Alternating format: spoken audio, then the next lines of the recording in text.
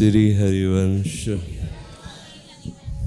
वैसे तो अपने लिए नयो नेह नवरंग नयो रस नवल श्याम वृषभानु किशोरी, प्रतिपल नया, प्रतिक्षण नया, नया आनंद दाता और नया नया भाव से आनंद का उपभोग करने वाले उपासक जन। पर जो आज हमारा नया समाज है वो उत्सवों को पतन की तरफ ले जाते हैं। कोई भी उत्सव हो या कोई भी भाव उत्सव, मंगल महोत्सव, कोई भी उसको पतन की तरफ ले जाते हैं। अब न्यू ईयर है तो मदिरा पीना, नशा, ड्रग्स, हुक्का पीना, गंदे भोजन करना, गंदे कार्य करना, व्यभिचार आदि दोष करना, ये प्रवृत्तियां बढ़ती चली जा रही हैं और इसको मानते हैं कि उत्सव हम कर रहे हैं।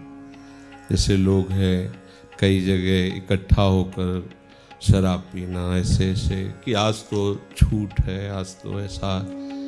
अपने तो वृंदावनवासी भगवत मार्ग वाले विचार ही नहीं है, पर हम उनसे प्रार्थना करते हैं जो इन किन प्रकार यहाँ से धाम से जुड़े हैं, चाहे वो यूट्यूब द्वारा जुड़े हो या प्रगट में आकर के यहाँ जुड़े हुए हो। इतना समझना चाहिए कि ये जीवन अमूल्य है।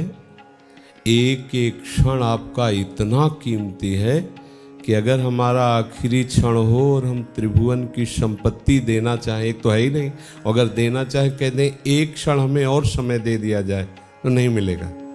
सोचो, जिसमें तुमने 50 वर्ष गंवा दिए उस संपत्ति की बात किया, पूरे त्रिभुवन की संपत्ति दी जाए तो 5 सेकंड समय तुम्हारा नहीं बढ़ाया जा सकता तुम्हारी आयु में।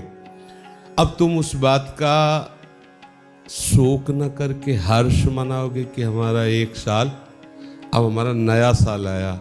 ये माया का भ्रम, नया साल नहीं आया, तुम्हारे जीवन से उतना समय गया। फिर भी हम राजी हैं कि आप उत्सव मनाए हो, लेकिन उस उत्सव को प्रभु के चरणों में समर्पित कर दो तो तुम्हारा जीवन महोत्सव हो जाए। नाम कीर्तन करो, भगवत चर्चा करो, भगवत लीलाओं का गायन करो, भगवत श्रृंगार करो, भोग लगाओ, सब मिल बैठ करके पाओ, आनंद मनाओ। ये कौन सा तरीका है कि राक्षसी प्रवृत्ति का प्रवेश हो जाता है? होली हो या कोई उत्सव हो, असुर भाव का प्रवेश। आज होली है, मदिरा पिएंगे, उन्मत्तता करेंगे। आज न्यू ईयर है, मदिरा पिएंगे, गंदी बातें करेंगे। ये कौन सा उत्सव है? ये कौन सी तुम्हारी मंगल वृत्ति है जो तुम्हारा आनंद प्रदान करेगी? सोचो, तुम कैसे गिरते चले जा रहे हो अपने मार्ग से। भले माना जाए कि संत जन है तो अपनी शास्त्रीय बातें, पुरानी बातें कहेंगे, नहीं, वो तो सत्य वस्तु है ही है, उसको तुम क्या कहोगे। पर तुम विचार करके देखो कि तुम्हारी स्थिति कहाँ चली जा रही है। यदि ऐसे गंदे आचरणों को आप उत्सव मनाते हो तो आग लगे ऐसे उत्सव में जो तुम्हारे जीवन को बर्बाद कर रहे हैं। आग लगे ऐसी मित्रता में, फ्रेंड पने में जो तुम्हारा नाश कर रहे हैं।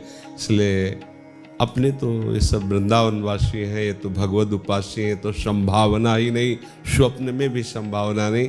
पर ये विचार हमारे उनके लिए हैं जो हमारे ही परिवार के हैं, हमारे ही प्रभु स्वरूप हैं। ये संपूर्ण विश्व ब्रह्मांड हमारा घर है, सब हमारे ही परिकर के हैं। जिनके कानों में शब्द पड़े या जो यहाँ सुन रहे हैं या जो बाहर सुनेंगे, हमें यही सबसे प्रार्थना है कि आप दोस्त का चयन विवेक से करो, आहार का चयन विवेक से करो।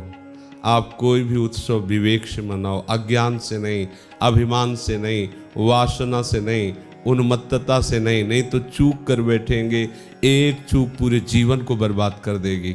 अभी आपको नहीं दिखाई देता, एक चूक आपके अनंत जन्मों की जो बनी बनाई वृत्ति अब आई थी मनुष्य शरीर और इसमें भगवत प्राप्ति, उसको बर्बाद कर देगी। सावधान रहिए, थोड़ी भी चूक ना होने पावे। हर उत्सव वही महामंगल में है जिनका नाम संपूर्ण लोकों का मंगल करने वाला है, उन प्रभु का, उन प्रियालाल का नाम कीर्तन किया जाए।